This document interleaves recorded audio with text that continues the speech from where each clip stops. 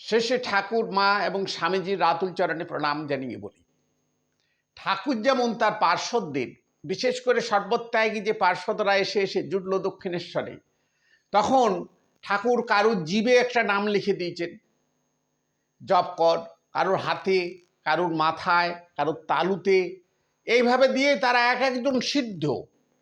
তারপরে কিন্তু ঠাকুর বলেছিল, এইটাই সব নয়, তোকে দেখিয়ে দিলাম, এটা সাধনা করে অর্জন করতে হবে।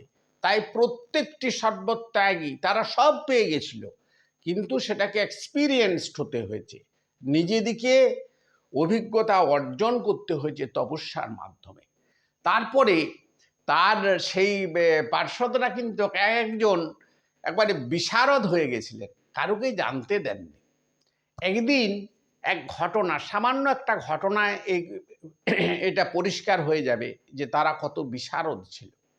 বাবুরাম মহারাজ তিনি আছেন, একজন শিক্ষিত যুবকেই এসছেন মঠে। তো একজন মহারাজ তাকে এনেছে, দিয়ে বলল, বাবুরাজ মহারাজকে দেখিয়ে বলছে যে প্রণাম করো এই মহারাজকে। তখন সেই যুবক বলছে প্রণাম কিসের জন্য করব? উনি কি ব্রাহ্মণ? আমি ব্রাহ্মণ সন্তান, আমি উনাকে প্রণাম করতে যাব কেন? একবারে অধ্যত্তে চূড়ান্ত কথা বলে দিল। বাবুরাম মহারাজ বলছে, ঠিক ঠিক, প্রণাম না করার ইচ্ছা থাকলে কেন করবে, চলো।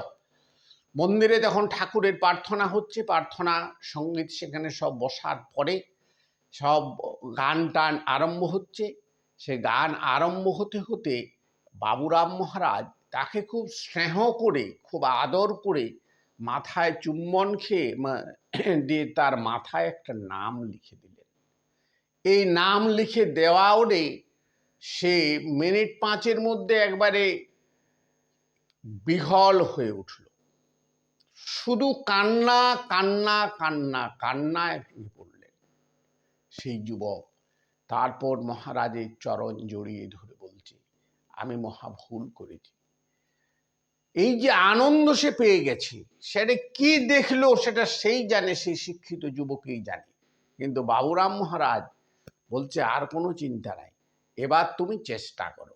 নমস্কার, সবাই ভালো থাকবেন, সুস্থ থাকবেন, আনন্দে।